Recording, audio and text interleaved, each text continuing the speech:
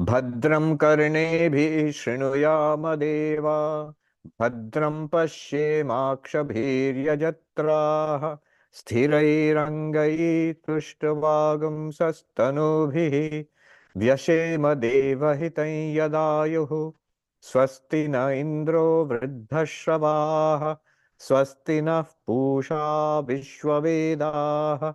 Swasti nastarksho arishtanemihi. Svasti no बृहस्पतिर्दधातु Om Shanti Shanti Shanti. Om, O gods, may we hear auspicious words with our ears while engaged in sacrifices. May we see auspicious things with our eyes. While praising the gods with steady limbs, may we enjoy a life that is beneficial to the gods. May Indra of ancient fame be auspicious to us. May the all-knowing Pusha, god of the earth, be propitious to us. May Garuda, the destroyer of evil, be well disposed towards us. May Brihaspati ensure our welfare. Om, peace, peace, peace. All right. We are in the second section of the second Mundaka in the Mundaka Upanishad. And it's a truly wonderful section. It's packed with extraordinary mantras, teaching the essence of Vedanta, the identity of the sentient being and Brahman, that you are Brahman. This is being taught again and again. This truth is expressed in these mantras in very exalted and sublime language and from various angles. So that's what we have been seeing here. Basically, the way this Upanishad approached it was with a question. What is that by knowing which everything is known? And this question presupposes a causal relationship. When the material cause of something is known, then the effect is also known. What do I mean by that? If you want to know all golden ornaments, what you need to know about it is they're all made of gold. The material cause of all the golden ornaments is gold. The material cause of all clay pots is clay. Now, when you know the material cause, when you know the gold, you know what those ornaments are. Notice, I want to flag this here. You will not know the shapes of the ornaments. You will not know the names of the ornaments. Those things are, they come later. When you know what clay is, you know what is the reality of all these pots and pans and jars made of clay. But you won't know what kinds of pots and pans and jars they are. So one might say that you don't really know everything. You know the substance, the material out of which the pots are made. You know the substance out of which the jewels are made, ornaments, but you don't know the details. True, but notice one thing about the details. Notice one thing about the products, the effects. The cause is clay or gold. The effects are the pottery or the ornaments. Notice one thing about the effects. All that, the names, the forms, the details, they're entirely dependent for their existence on the cause. I'll repeat that. All the wonderful varieties of ornaments you can make out of gold, the shapes of those ornaments, the delicate artwork, and the various names you may give to the ornament, necklace, tiara, ring, whatever you may call it. All of that is dependent on the gold. What do you mean dependent on the gold? Dependent in the sense for their existence, for their manifestation. You remove the gold, nothing is left. All your delicate artwork in making an amazing ornament will disappear in a trice if you take the gold away from it. So all of it, in one sense, is the gold. So in that sense, if you know the reality of all things, the dependent things, the details are afterwards. They are all dependent on that reality. So it is true. In a very vital sense, we do know everything when you know the reality, the substance of everything. I'm using the language substance, but it's not really a substance quality. Philosophically speaking, those are philosophically trained. It's not in that sense. Just the reality of everything.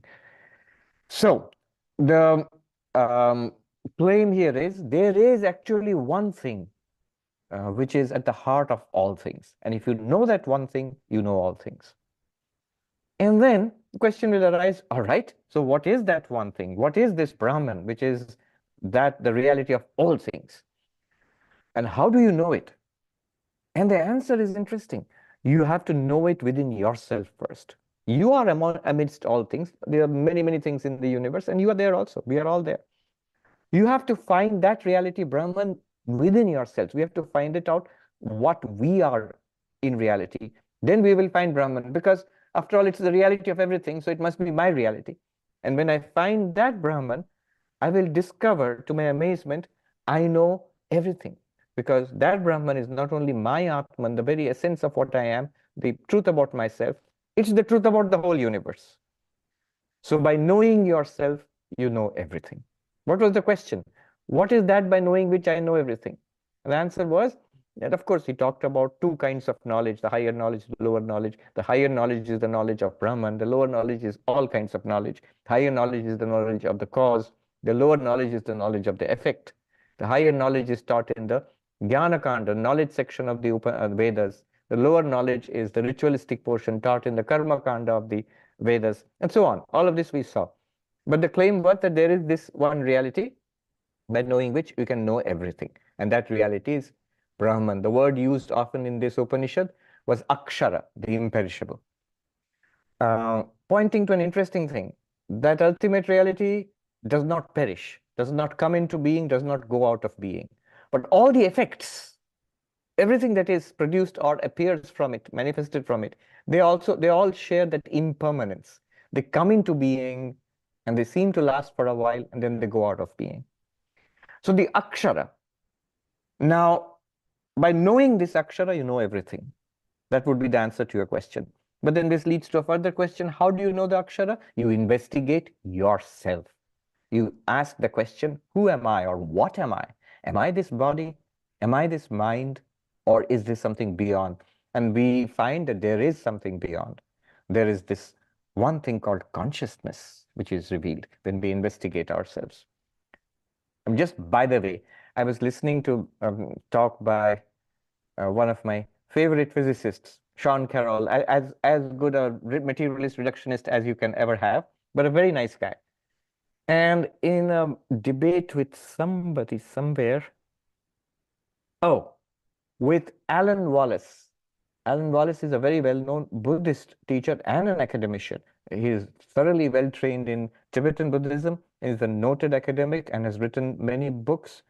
I wondered if Rick has interviewed him. Not yet. Not I yet. have feelers out. He's always going on long retreats, and but I'm working on him. Good, and I also good. listened to that debate. I'm interested to see what you're going to say about that. Right. I haven't heard the whole thing yet, but I was listening. For example, Sean Carroll puts forth the materialist picture very cogently and clearly. So there he says that knowledge has different layers. So there is a layer, for example, where it is perfectly valid to talk about, like right now, we can talk about people. You're all people. I'm a person. And we have computers and we have tables and chairs. Perfectly valid. He says, this is all right. But there's another level at which we can talk about, and another level at which we can talk about politics, about art and society, and another level of knowledge at which we can talk about atoms and protons and neutrons and electrons and quarks. So at the most fundamental level of physical reality, we can talk about that. Now, the claim he makes is that we as scientists, I mean, Sean Carroll and others as scientists, especially physicists and cosmologists, particle scientists and cosmologists, we do not claim to understand everything about everything. We do not claim to understand everything about, say, politics or art. We do not. We know very little about it.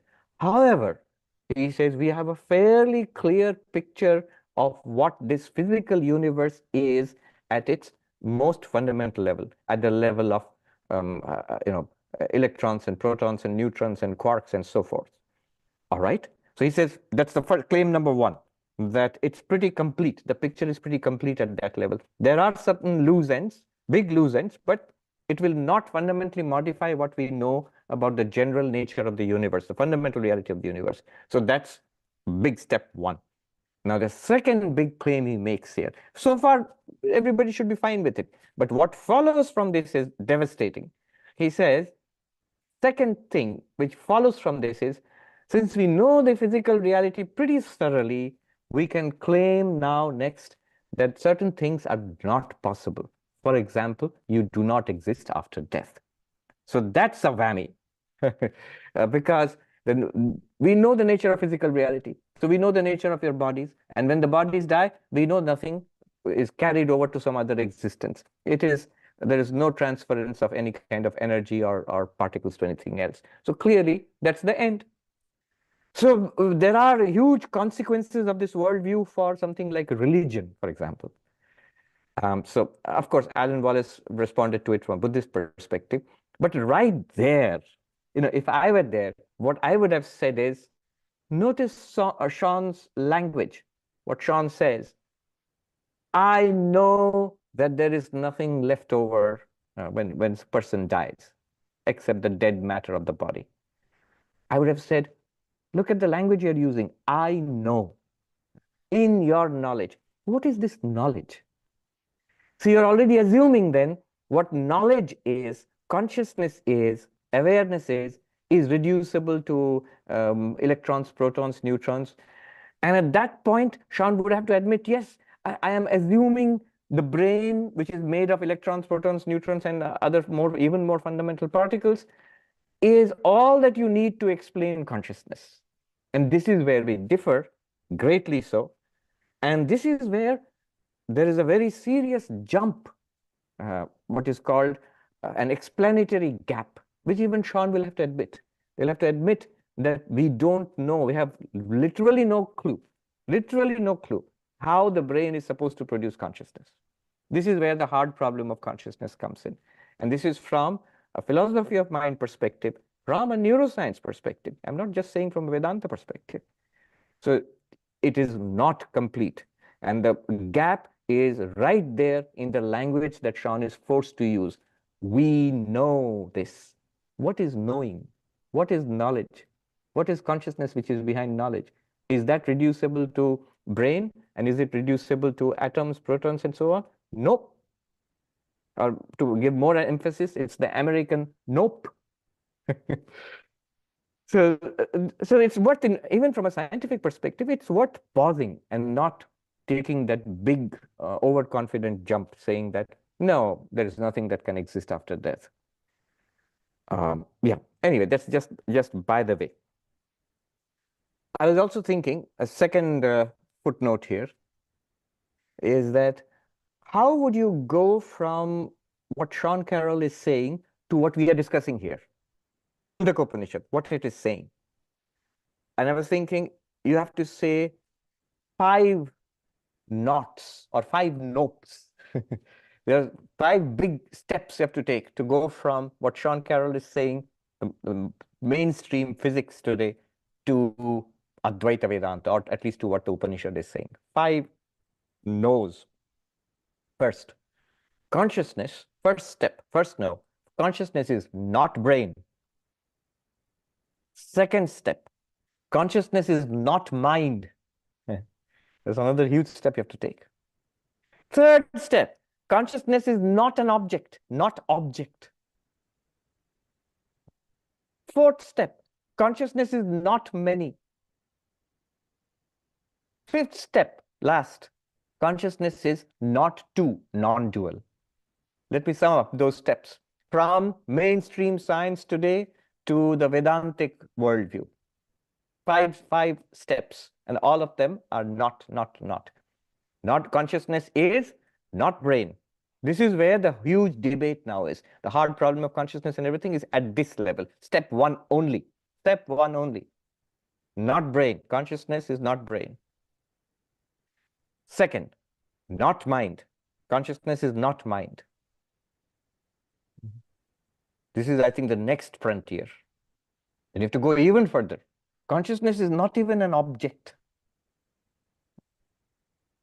Then fourth, there aren't many consciousnesses. It's not many.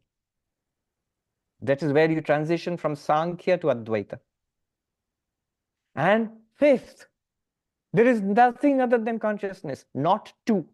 Not only there are no other consciousnesses, but everything else, whichever appears, the mind and the body and the world and the micro and the macro, they are nothing but consciousness itself.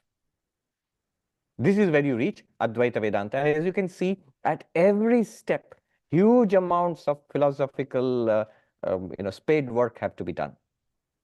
There can be enormous amounts of arguments, different positions you have to move from. So from the present day materialism to non-dual Vedanta, 5 steps, the 5 no's. Not brain, not mind, not object, not many, not two. All right. Now, we are coming back to the Upanishad itself. When you investigate yourself, you will discover that you are not the body, not the mind. You are this witness consciousness. And you will notice this witness consciousness is limitless. But Vedanta says it is this witness consciousness alone, this Sakshi alone, which is Brahman, which is that which appears as this entire universe. I'll repeat. It's the witness consciousness alone, which is Brahman, which appears as this entire universe. So this is the answer to the question. Your original question was, what is that by knowing which I can know everything, sir?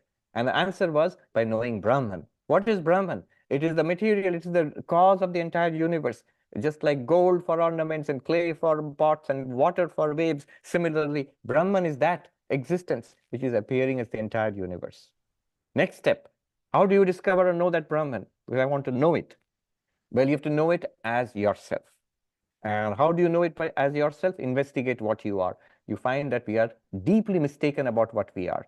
We are not these bodies and minds. There's a whole process, multiple processes actually, to find out who we are. The method of the 5 sheets, the method of the 3 states of waking, dreaming, deep sleep, the method of the seer and seen. Take your pick, or even better, use all of them and come to the same conclusion that we are the witness consciousness. And then you take the further step that this witness consciousness is the reality of the entire universe. When you realize that it is the reality of the entire universe, then it is Brahman. By knowing yourself as this witness consciousness, you have known that by knowing which the entire universe is known. That which is your Atman, that which is my Atman, is the Atman, the self, the reality of everything in the universe. This is the meaning of you are Brahman, or Aham Brahmasmi. And this fully answers the original question. And also we see what happens when you realize it. We saw the powerful mantra, one of these exalted, extraordinary mantras which we saw last time. Bhidyate Hridaya Granthi. All the knots of the heart are cut asunder. Chidyante Sarva Samshaya. All doubts disappear. Like the blazing light of the sun, no shadow can remain. There's no further doubt about it. The enlightened one can never be confused. It is like the indisputable brilliance of the sun. And then Kshiyante Chasya Karmani, your problems are solved forever. Those karmas which were producing a stream of limited embodiments, life after life, they're burnt forever. They're not going to produce bondage anymore. You realize you're eternally ever free. Tasmin Drishte Paravare. When you realize that as the transcendent, beyond cause and effect, beyond name and form, Nirguna Brahman, I am that. And the immanent. The same Nirguna Brahman is also the Saguna Brahman, which is appearing as the entire universe.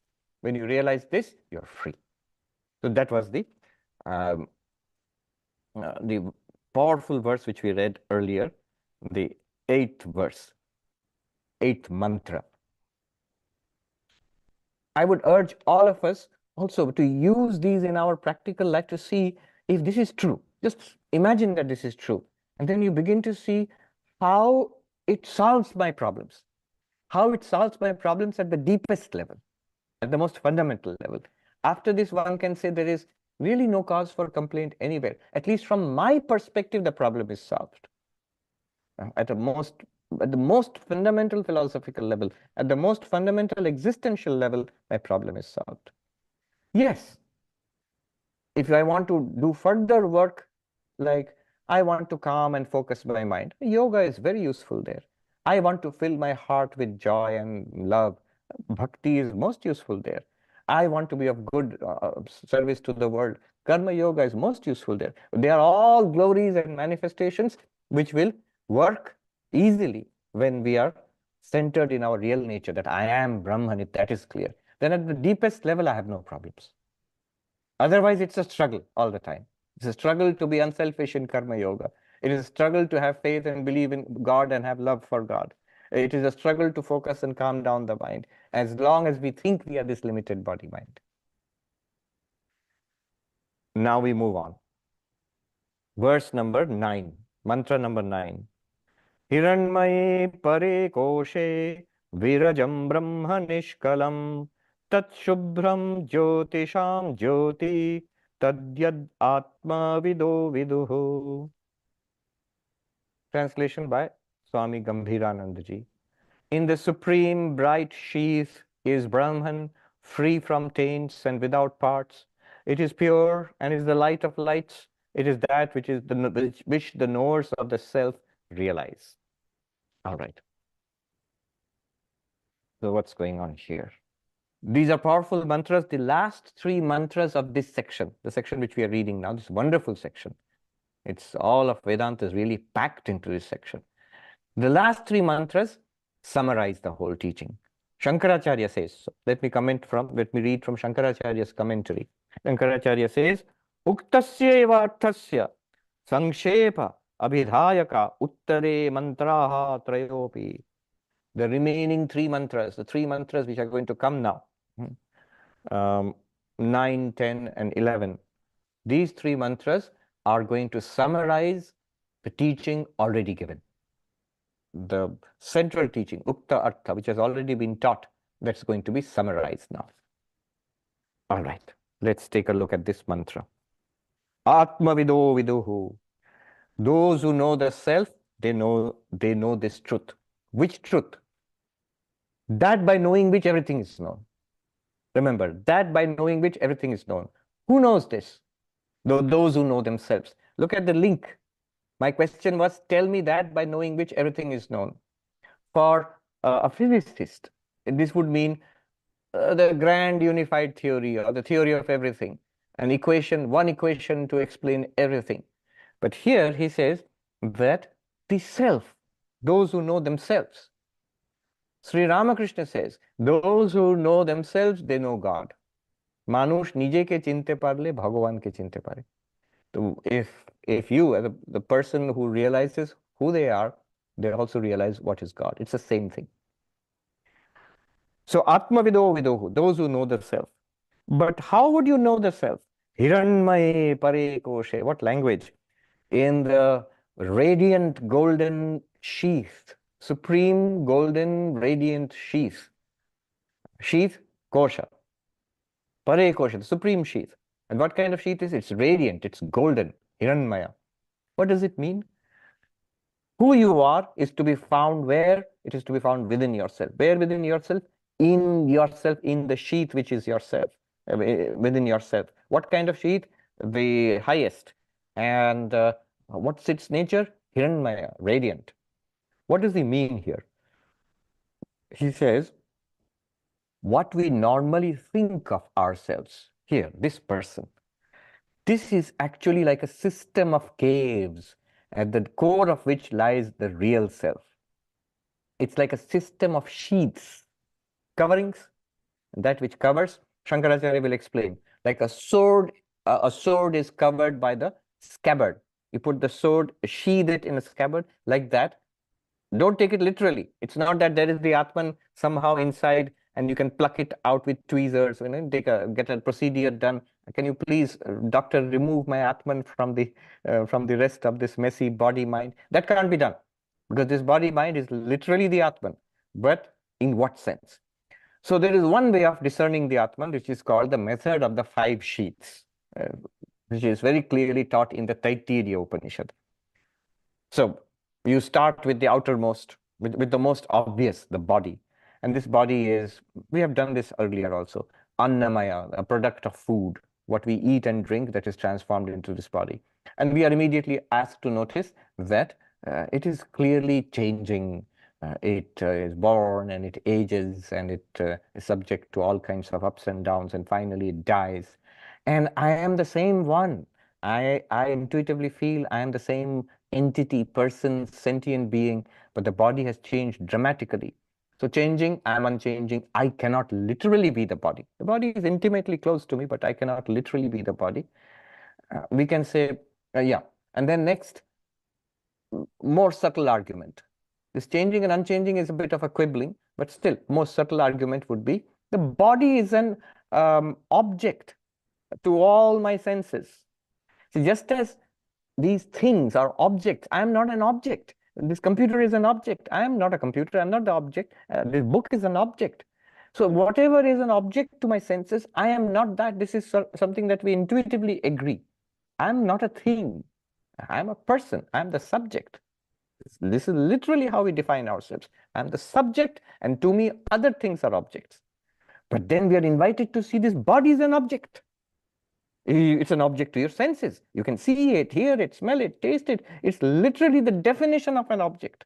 You objectify the body all the time. Your own body, it's an object to the senses. To the doctor, it's an object for investigation and treatment. So the body is an object, you are the subject. Subject and object are not literally the same. You cannot be the body. And then one more argument, many such arguments are possible. One more is more subtle, and one I like very much. It's something presented to consciousness. You are aware of it. It is not aware of you. I'm aware of the body. Where is consciousness? On the side of the body or myself? Look, if I had this book, where is consciousness if I'm asked this question? In a very naive way. Place consciousness, locate consciousness. Would you locate it here or here? I'm aware of this book. Now, where is this awareness? If I'm pressed to give an answer, I will have to say, I feel that the awareness is here on my side, not on the book side. I am aware of it. Similarly, I am aware of the body. I am aware the body is not aware of itself. The body is not aware of anything. Body is not aware of me, but I am aware of the body. So this awareness shows that I and the body cannot be the same thing. I am sentient, the body is insentient. These arguments we have gone through many times, but let's just take these three arguments. Changing, unchanging, object, subject, sentient or aware, not aware. And because of these reasons, I, the unchanging subject who is aware, is not the changing object body which is not aware. So this body becomes not me, not self. Though it's there, and we say, yeah, I understand all that. Nobody here disputes this seriously. We'll say, look, I didn't mean I'm literally this skeleton and these organs and stuff.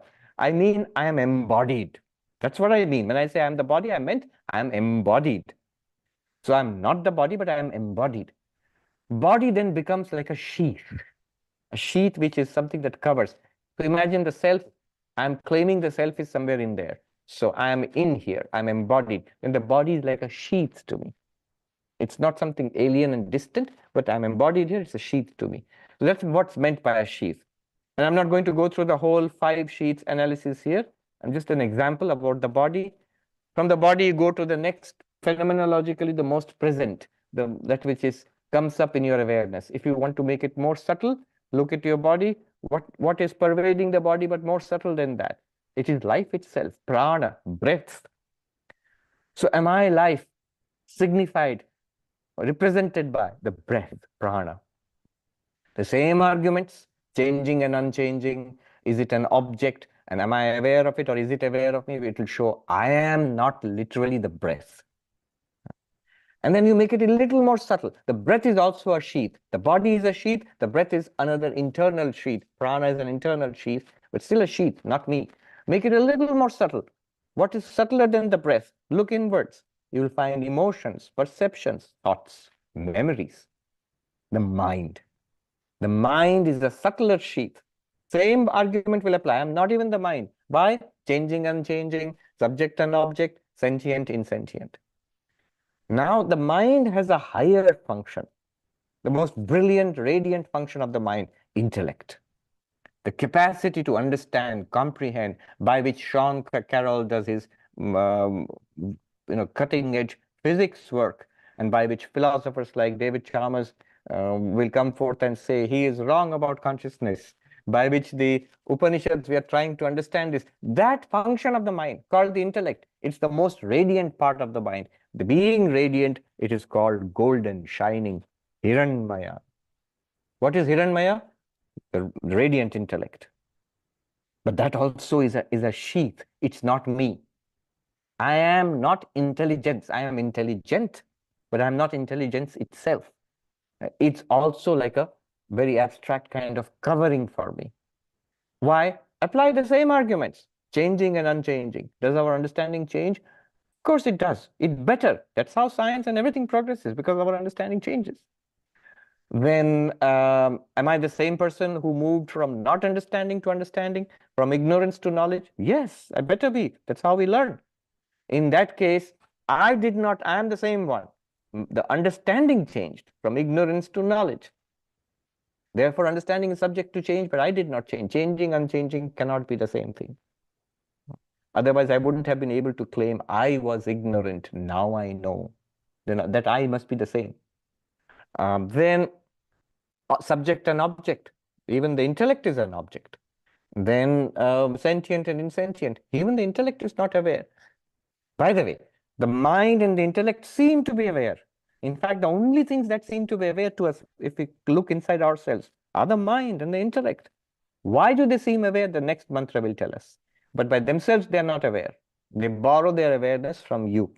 So in this radiant sheath of the intellect, what is the name for that? Vijnanamaya kosha. Vijnanamaya kosha. What is the name for the physical sheath? Annamaya kosha, the sheath of food modification. What is the name of the vital sheath? Pranamaya kosha. What is the name of the mental sheath? Manomaya kosha. Beyond that is the Vijnanamaya kosha. It says it's the highest, most luminous.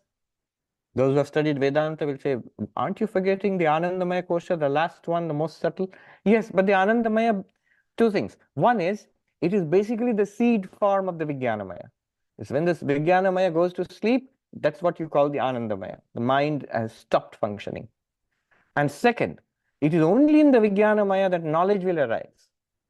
In the Anandamaya, when the function of the intellect is not functioning, but you cannot do Vedanta there or anything, or science or philosophy or anything. So it is Vijnanamaya which shines, which is radiant. That's why it's called Hiranmaye Pare Koshe. Pare, supreme. So it is the supreme, keeping aside for the time being the Anandamaya Kosha, which is like a hibernation state or switched off state. But the Vijnanamaya Kosha is the supreme piece of equipment that we have in this body, in the prana, in the mind, in the intellect. But our goal is not the intellect. It says, it's in the seventh case in Sanskrit, Hiranmaye Pare Koshe, in that radiant, in that sheath, in that golden one. What's there? The witness consciousness. The witness consciousness. It is radiant because the witness consciousness is reflected in the intellect. The reflection of consciousness in the intellect is called Chidabhasa, reflected consciousness. That's the consciousness we feel right now. All of us feel the body. You take a breath in and release the breath, all of us feel the breath. Then notice thoughts, emotions, feelings. That's the mind sheath. Notice this intellect, this understanding which is going on right now, thinking and understanding. I get it, I don't get it. That is the intellect sheath. And you notice that sheath is also radiant with consciousness or awareness. You're aware. You're very much aware there. That awareness is not the Atman. That awareness is not pure consciousness. That is the reflected consciousness. And that of which it is a reflection, like a face reflected in the mirror. When you look at the mirror, your attention is drawn to the mirror, then your attention is drawn to your face reflected in the mirror. And you're told that's not your real face. The real face is that which is being reflected in the mirror. Similarly, go from the witness consciousness there to, from the reflection of the consciousness there to yourself as the witness consciousness. That witness consciousness is called Sakshi, witness consciousness, Chaitanya, Chit, pure consciousness. Virajam, it is pure. It is pure of ignorance. Ignorance is there in the intellect and it will be removed by knowledge. Knowledge and ignorance both come and go in the intellect, not in consciousness itself. Virajam. And all the effects of ignorance, desire, anger, those are all in the mind, not in pure consciousness. And the actions done through the body, not in pure consciousness. Virajam means free of impurity. What is that witness consciousness? It's consciousness only, nothing else. It is, it shines. And that's what you are. The rest is equipment. Our personality, thoughts, it's all there. It's your glory. It's the ornamentation that pure consciousness has put on. But it's not essential to yourself. And the proof that it's not you and not essential to yourself, everything about the personality keeps changing. But you still have the intuitive feeling, I am the same. I am the same. And sometimes there are neurological problems, and the patient has dramatic personality changes. Dramatic. They seem to be a different person altogether. And yet we all say, there's no doubt about it. In common sense and in law, in medicine, everywhere, all will say it is the same patient, the same one. The personality can change dramatically. Still, it's the same one. So Hiranmaya Pare Koshe Virajam, free of all impurities, is this pure consciousness. That's why it's called pure consciousness. Pure consciousness in the sense of pure consciousness only. Nishkalam, it is partless. Consciousness does not have parts. See, the body has parts, hands and legs and a tummy and a head and a skeleton and whatnot. See, even the mind has parts, modules for perception and various kinds of perceptions, auditory and olfactory and visual.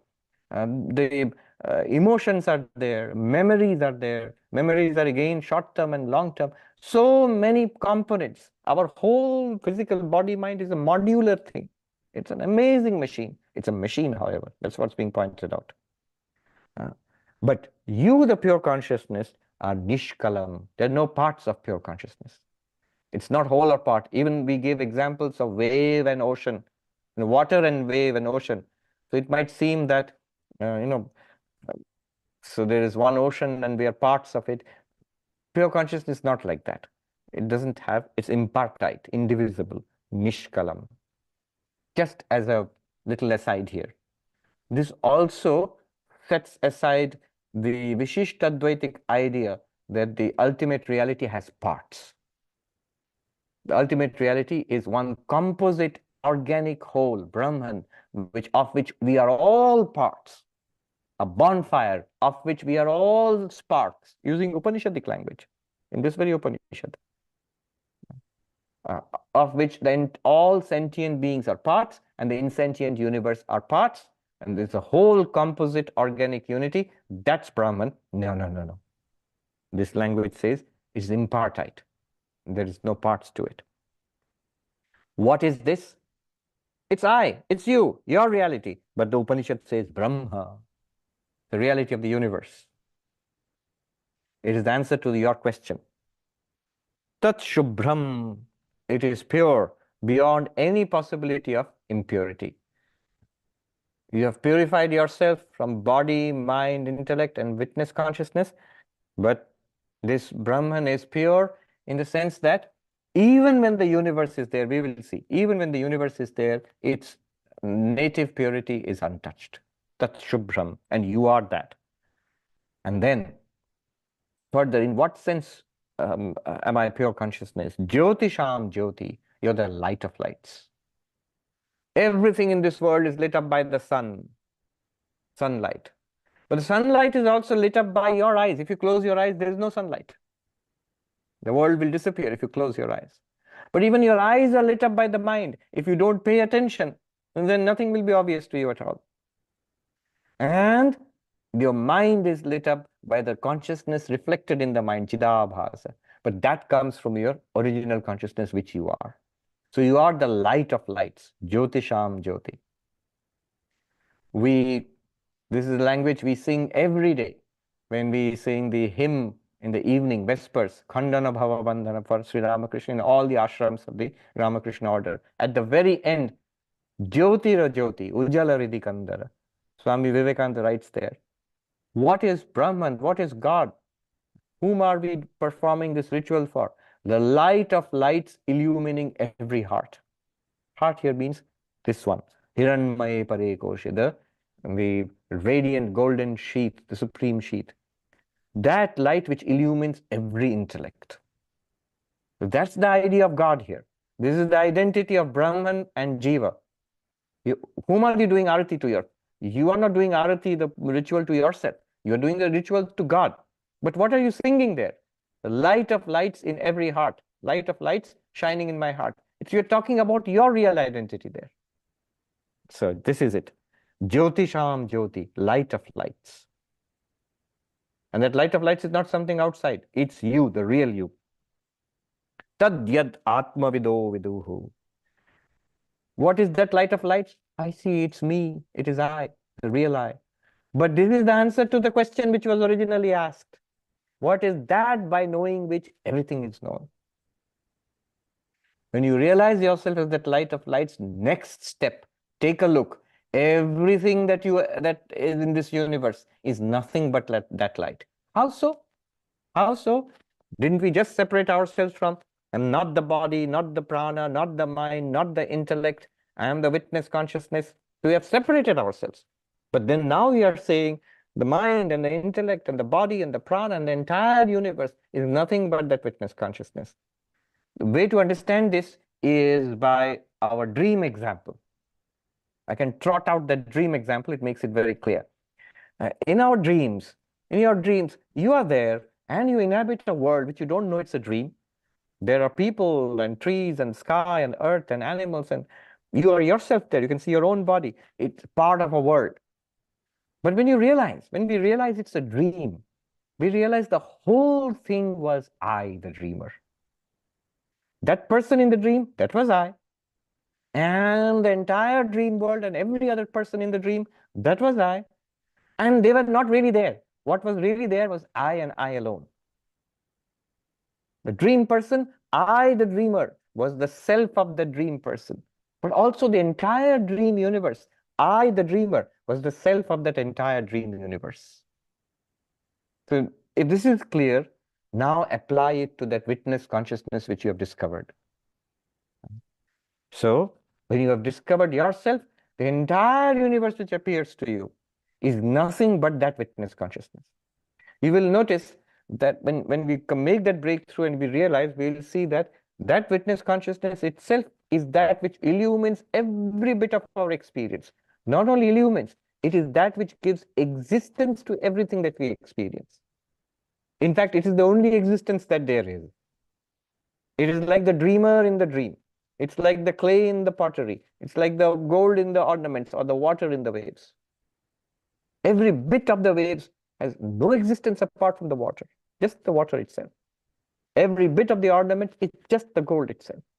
Everything in your dream is just you yourself, though it looks like an object to you. Similarly, everything in this waking experience, in every experience, waking, dreaming, deep sleep, is just that self, that Atman, that pure consciousness itself. It illumines, it lends existence. In Sanskrit, they put it very easily, Satta Spurti. Satta, the borrowed existence. Spurti, the illumination. All of that comes from you. Apply it to yourself, this mantra. What am I? Hiranmaye Koshe. My real nature is shining in that golden sheath, the highest sheath, golden sheath in the intellect. Virajam Brahma. Virajam, I am Virajam, I am ever pure. Nishkalam, I am partless.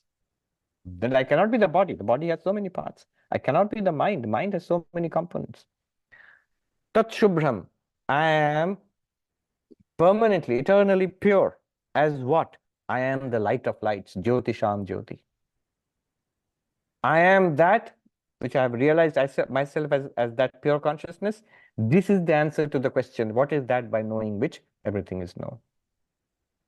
You know, I can put it this way, in a very simple way, that the answer in Advaita Vedanta is basically just these two words, infinite consciousness.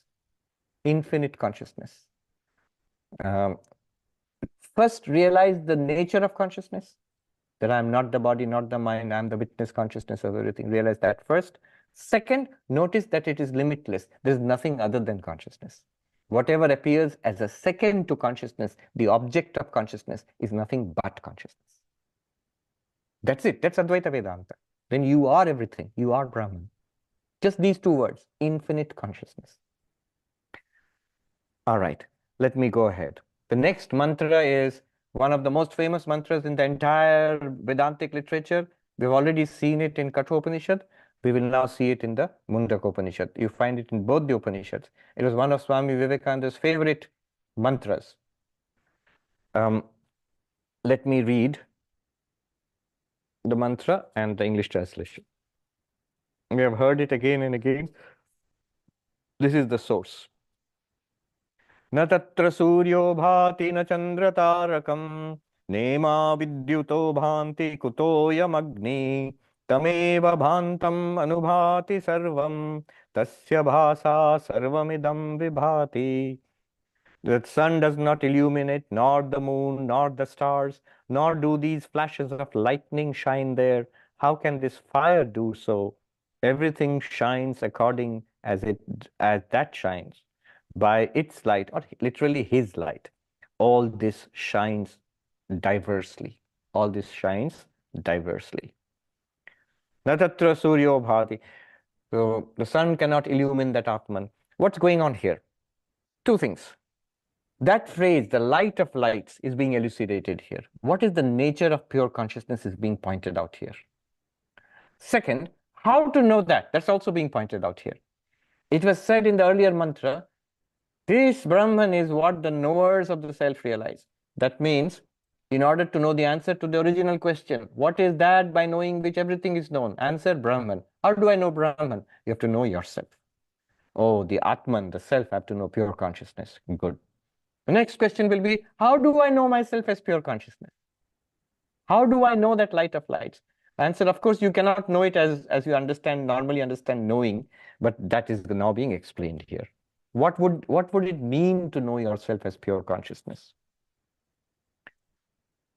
Na tatra suryo bhati. So how would I know pure consciousness? Is there a light which can illumine? Can I switch on can sunlight illuminate, or can I know it by the moonlight and so on? No, none of these material lights can illumine the self. None of them can illumine pure consciousness. This has a reference to another ancient way of teaching. In the Brihadaranyaka Upanishad, it is asked, teacher asked the students, what is that light which in daytime, by which men see and go out of, go forth from their home, and they work and they come back, they transact and they come back? The student says, sir, it's the light of the sun. When the sun has set, then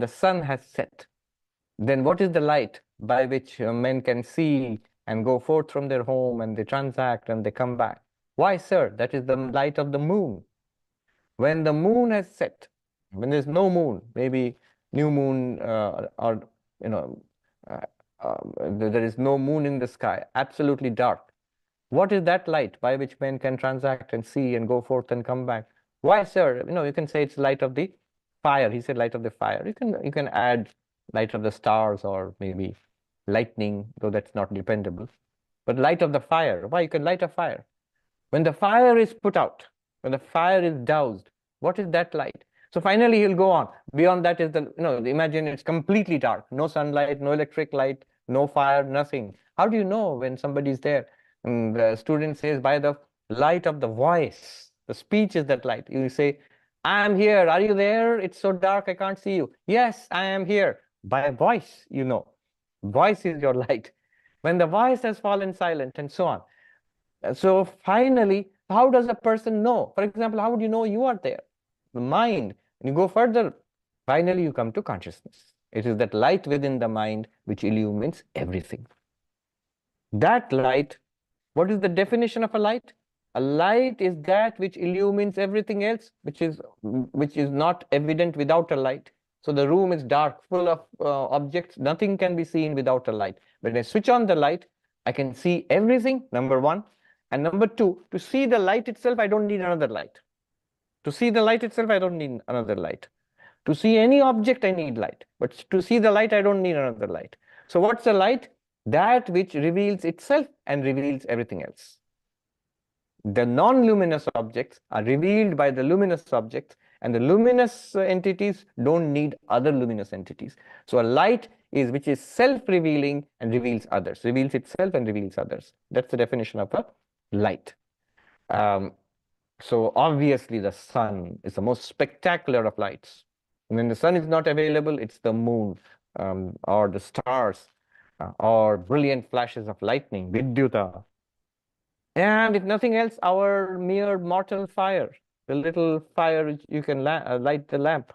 I am Agnihi, this little fire which we have, which we poor human beings light. These are lights. They reveal themselves and they reveal other objects. But objects cannot reveal their revealers. So you can see this book by this light. Light can illumine the book, but the book cannot illumine the light. The object, non-luminous entity, cannot illumine its revealing light. Similarly, all the objects are illumined by light. Light itself is illumined by the mind. When you pay attention to it, light becomes obvious. The light cannot illumine the mind. The mind illumines the light.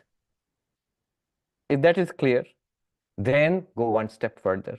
It is you, the consciousness, who illumines the mind. Mind does not illumine consciousness. I'll repeat. It is you, the consciousness, who illumines the mind. The mind cannot illumine consciousness. The mind being illumined by consciousness now further illumines the sense organs, eyes, ears, skin, nose, tongue. The eyes, notice, the eyes can illumine all forms, colors, and shapes. But colors and shapes cannot illumine the eyes. And the eyes cannot illumine the mind.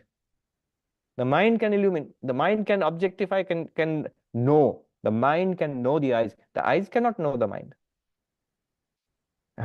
And so just as this book, I can see the eyes can reveal this book, but the book cannot reveal the eyes.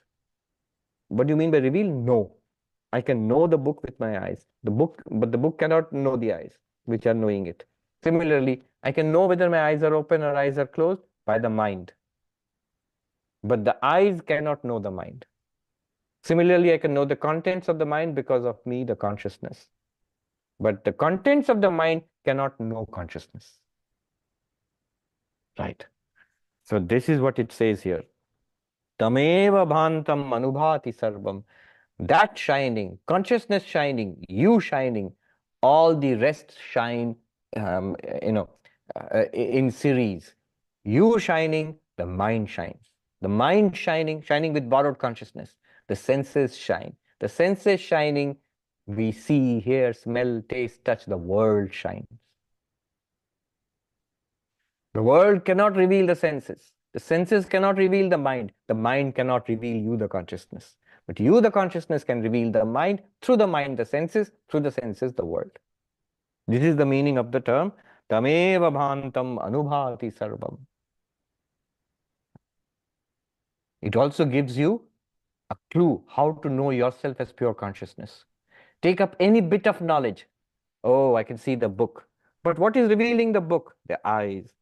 The book cannot reveal the eyes, but the eyes are revealing the book. Eyes are open, I can see the book. Eyes are closed, I cannot see the book. So on. Then what is revealing the opening and closing of the eyes? The mind knows the eyes. What reveals the contents of the mind? Consciousness. I, the consciousness. The book cannot reveal the eyes, far less the mind, far less consciousness. The book cannot reveal consciousness. Just as sunlight shines on the book and illumines it, the book cannot illumine the sun illumines the book. Similarly, I illumine. And just like moonlight, the sun illumines moon, moon illumines the earth. The earth doesn't illumine the moon. Of course, if you go to the moon and see the pictures taken by the astronauts, very beautiful, earth light, like we call, say, moonlight here, standing on the moon, it will be earth light. Earth is a luminous body shining in sunlight and illumining the moon. Now, similarly, he says here, consciousness shining, tameva bhantam, it illumines the mind. Mind shining illumines the senses. Senses shining illumine the world. The world cannot illumine senses. Senses cannot illumine mind. Mind cannot illumine consciousness. What does that mean? Therefore, if your question is, how do I know myself as consciousness? How do I know that I am this pure consciousness? How do I know pure consciousness? Remember, It is not your usual way of knowing. Your usual way of knowing is seeing, hearing, smelling, tasting. That cannot, eyes cannot illumine, cannot see consciousness. Ears cannot hear consciousness. Your usual way of knowing is mind, understanding with the mind, conceiving with the mind. But consciousness is behind the mind. It cannot be objectified by the mind. So the mind cannot understand consciousness or conceive of consciousness. Then how? But what is it that illumines the mind itself? Clearly, the mind is known. See, by seeing the book, I'm quite clear, not only the book is there, but my eyes are working. It's very clear. When I see the book, I cannot doubt the book, but I cannot also doubt my eyes. Eyes are there. Similarly, I cannot doubt the mind. The functioning of the senses shows the existence of the mind. The functioning of the mind shows the experience of mind and senses in the world shows me that I am consciousness. In that sense, you can find out that you are pure consciousness by turning inwards. World to senses to mind to the witness consciousness. Tameva bhantam anubhati sarvam. And then tasya bhasa sarvamidam vibhati. By its light alone, by consciousness alone, by your light alone, everything here is lit up. Everything here is lit up. That is why, going back to what Sean Carroll said, I know that there can be nothing left over after death. We'll catch him there. How do you know? What is that know? You shining, you know all these things about physics and the world. But what is that shining itself? Is it reducible to the brain? And he will have to say it's reducible to the brain. And that is what is the big question now. Not our question. It's a question in science. It's a question in neuroscience. It's a question in the philosophy of mind. This is the hard problem of consciousness. The investigation into the true nature of consciousness will give these results. Not brain, not mind, not object, not many, and not two, non-dual. Let us read the concluding mantra, grand conclusion. What a fantastic mantra, a direct answer to that original question. What is that? By knowing which everything is known. Now you see. Mantra number 11. Brahmaivedam amritam purastad, brahma paschad, brahma dakshinataschcha uttarena, adhaschodhvam cha prasritam, brahmaivedam vishwamidam varishtham. Grand mantra. All this that is in front is but Brahman, the immortal. Brahman is at the back, as also on the right and on the left. It is extended above and below too. This world is nothing but Brahman, the highest. So, very interesting that it says, Brahman, whatever you see in front of you, this world, literally, what you're seeing in this in front of you, is Brahman. Whatever is to your right is Brahman. Whatever is to your left is Brahman. Whatever is above, extended above and below is Brahman. Whatever you hear and whatever you smell and taste and touch is Brahman. Whatever we think about, whatever we love and hate, whatever we remember, whatever we understand, whatever we desire and hate, all of that is Brahman. And that which is doing the remembering, recognizing, understanding, sensing, that too is Brahman. Inside and outside is Brahman. The subtle and the physical, gross universe, this physical universe, sensory universe is Brahman. And the subtle universe of thoughts, feelings, emotions, and ideas is Brahman. And the absence of all of that in deep sleep is Brahman. And this is not rhetoric. This is what you realize when you step by step back from the body, mind, and discover that one limitless consciousness. You realize this is what the implication is. Shankaracharya says here that Yad Jyotisham Jyoti Brahma Tadeva Satyam Sarvam Tad Vikaram Sarvam. That means that light of lights, that consciousness which you have discovered, that is the infinite Brahman. Whatever else you see here, the operative word is else. What is all this in front of me, behind me, above me, below me, physically and mentally inside me? What are all those? They are like the dream. In the dream, when you're watching the dream, it all seems separate from you. But when you wake up, we all have to admit, whatever appeared as object in the dream, all places, all happenings, all people, animals, sky, earth, and river, all of it is nothing but I, the dreamer. The dreaming mind appeared as this world. It appeared as a world, it appeared as persons, it appeared as myself in the dream, including my mind in the dream. The subtle world in the dream and the so-called physical world in the dream was all nothing but the dreaming mind. And that's the example. We extend that example to understand what it means when you discover that I am the witness consciousness. That witness consciousness itself appears to you with clothed in name and form. Vikaram means with name and form. It appears as this external, seemingly other, separate from you. But this you, it means witness consciousness. It does not mean you, the body. When we think of ourselves as the body, certainly the other bodies are outside my body. Certainly there is a vast universe outside my body. And he says, Brahma Varishtham.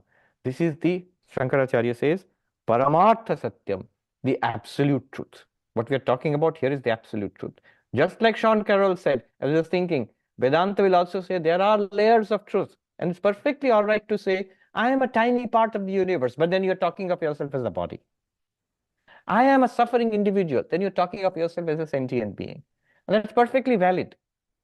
But deeper than that, we know enough now. I'm just literally using Sean Carroll's words. We know enough now based on the Upanishads to say what we truly are is this limitless existence consciousness, please, or this limitless consciousness. And therefore we can say with certainty, again, literally using Sean Carroll's words, we can say at a certain level of meaning, layer of reality, all of science is valid and the scientific endeavor is valid and worthwhile. We will know newer and newer things and all useful things at the transactional level of reality. But beyond the transactional level of reality, all of those things we'll discover will be the clay of newer kinds of pottery, will be the gold of, newer kinds of ornaments. Of everything that will be discovered and understood, you will also notice it's nothing but you, that innermost consciousness appearing in those ways. The ways in which they are appearing, you can investigate them. Science is a wonderful way of investigating, and you'll discover new technologies, new understandings, but all at the level of pottery, all at the level of ornaments, all at the level of the waves. At the level of the water, the gold and the clay is this one limitless consciousness which you are. When you look at it yourself, you call it Atman, the self. When you look at it as the reality of the universe, you call it Brahman, but they are the same thing. Brahme Vedam Amritam, this immortal Brahman alone, Purastat, in front. You will say, the immortal I alone is in front of me, as all these people. Yes, the so-called, whether you like them, dislike them, your enemy, most beloved, you alone are your most beloved. You alone are your worst enemy. So, in front of me, I alone, the Brahman, immortal Brahman, am behind. I'm above, I'm extended below, I'm to my left and to my right. I am my neighbor.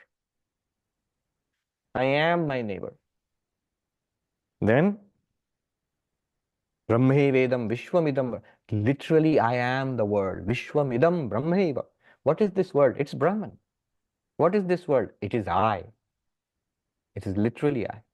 Just as every bit of the dream world is you, similarly, every bit of this waking world, the good, bad, and the ugly, the peace and the joy and the beauty and the war and death and horror and destruction is literally you. Not escapist. At that level, they are all true. But there's a deeper level, as Sean Carroll would have it, from which we know they are not true. At that level, it is one existence consciousness place, which we are. Shankaracharya says, Iti Vedanushasanam. This is the highest teaching of the Vedas. All right. Let me quickly take a look at the comments. And Sean Carroll, some of you have mentioned, I have mentioned this earlier. He gave me a copy of his book, The Big Picture, and he signed it, Enjoy the Universe, Swami. But he's a very nice guy. Among all the atheists, I think he's among the most approachable, friendly, but he's also uncompromisingly a materialist reductionist. Amira says, can you clarify the difference between individual and collective consciousness in Advaita versus Dvaita Vedanta? That is the thing. In Advaita Vedanta, there is no collective consciousness. Consciousness by itself is exactly as it was said here, nishkalam, partless. The moment you say collective, then it means collection of parts. So in Advaita Vedanta, you have the concept of a collective mind, which is the Hiranyagarbha or cosmic mind. But the consciousness behind that cosmic mind is still one consciousness. Rajendra says, it is true the word kosha or sheath is not used in Taittiriya Upanishad. Absolutely. The Taittiriya Upanishad uses, original Upanishad itself, uses the term Atma, Annamaya Atma, Pranamaya Atma. The body is the self. And then you come to the conclusion, body is not the self. You come to the conclusion, the prana is not the self, the mind is not the self.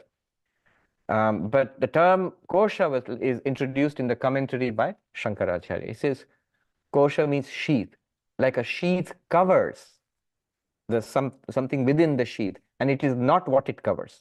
So you put a sword in the scabbard. The scabbard covers the sword, and the scabbard is not the sword. In that term, the body, mind, they seem to obscure the Atman, and they are not the Atman by themselves. But remember, when we come to the final conclusion, the limitless consciousness, in that case, mind, body, universe, everything is nothing but the Atman. The Atman alone exists. When you say everything is the Atman, what it means here is the Atman alone exists. It seems to exist as everything.